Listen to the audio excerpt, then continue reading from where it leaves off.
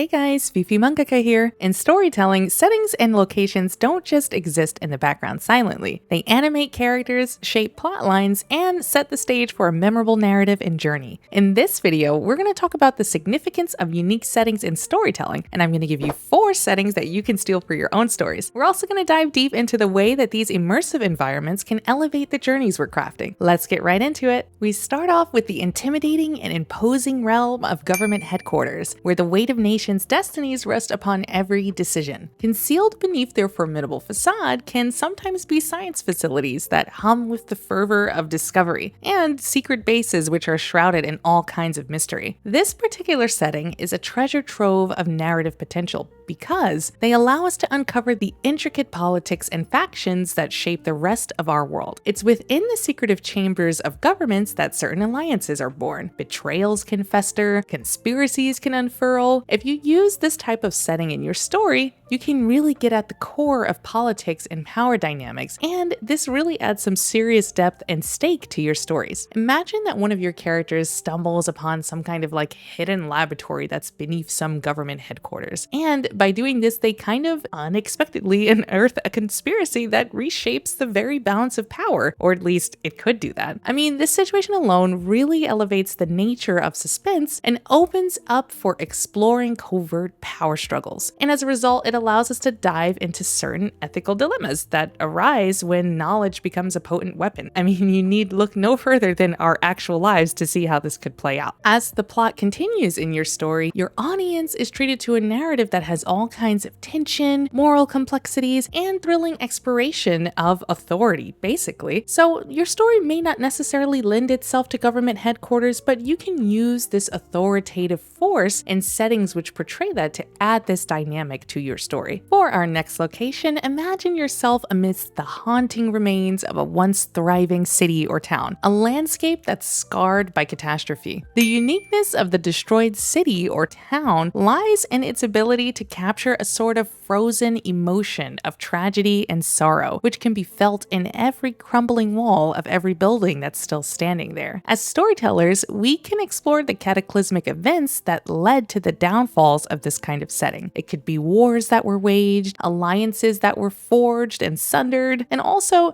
choices that sealed the grim fate of that location. Our characters can navigate through these silent ruins and become vessels for which the past can find its voice. As layers of that history of this destroyed town or city location are peeled away, the narrative can then morph into a powerful journey of redemption and resilience. And I think these are the 2 major narrative elements of the destroyed city or town setting. This setting is really good for weaving in individual character struggles and putting them next to a collective quest for renewal. So for example, if your character is in a destroyed city or town, you can really emphasize the rebirth aspect as a narrative trope. And this can make themes of healing and hope amidst devastation really shine. Characters symbolize not only the fragility of our own existence or your character's existence in their world, but also a great spirit that rises from any kind of adversity. So this is a really good setting when you really want to emphasize that theme of rebirth, rising from adversity,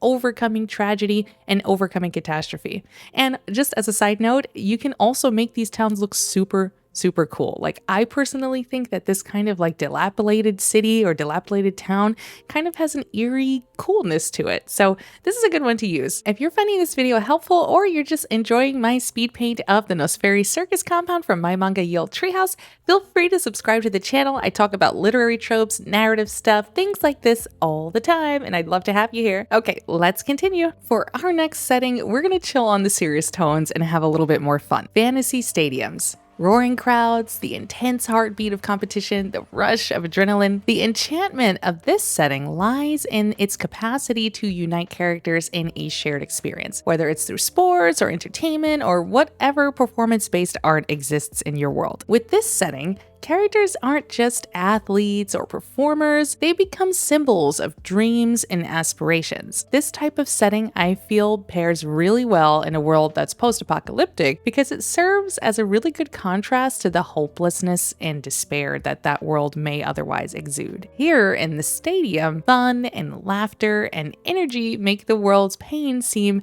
very insignificant. For example, What if there was an arc in our story that was about a competitive athletic game? And the main character of this arc is a young athlete, someone who rises from relative obscurity to challenge the reigning champion in a pivotal match held within a legendary stadium. Here, the setting transforms into a story of determination, and it reminds us of the trials and triumphs that our characters or ourselves may even experience in life as well. We can use these kinds of settings to show the audience individual achievement, but also to contemplate the universal struggle for success and the resolve required to achieve one's dreams. So I think that this type of stadium and athletic or performance-based setting is a really good one to instill that sort of hope trope that we kind of talked about in the destroyed city or town. So that's why I think these two pair really well together. Also, it could just be fun if you've got a more serious toned story to have an arc which is kind of light and sports-based or like entertainment-based. I think that kind of contrast is unique, and I think it's fun, and audiences typically tend to enjoy that sort of thing. Now, this is something that I personally don't see very often in certain types of fantasy stories, and that's why if you use it, I think your story could really stand out. Okay, we've made it to our last location. This one is my absolute favorite, and it's one that I'm using throughout my manga Ye Olde Treehouse. Unforgiving, extreme, uninhabitable landscapes. So I think the brilliance of these settings lie in their potential to test our characters' limits. It could expose their core strengths, but also their significant vulnerabilities. Characters that navigate these uninhabitable environments can become completely transformed through the resilience that they were forced to learn due to being in these extreme environments. For example, if we have a sort of subterranean world, characters can navigate not only the physical darkness, but also the metaphorical sense of the unknown narratively. In extreme temperature landscapes like super hot or super cold, survival demands adaptation, and you can really put your characters to the test and make them struggle a lot. They become reshaped and resilient and can even learn a few survival techniques and abilities that could be interesting for later parts of your story. So this one is one of my favorites, and it's one that you can do a lot with depending on how far you want to push the limits of uninhabitable. So my friends, that's about it for this video. I hope you got a couple of locations that you intend to use on your stories, or I hope you enjoyed my speed paint of the Nosferi Circus compound from my manga Ye Olde Treehouse. I'm Fifi Mangaka, and I talk all about writing as I'm writing and drawing my story. I always enjoy making these videos, and if you like them, stay tuned. I do them every Tuesday and Thursday, and with that, I'll see you next time. Bye.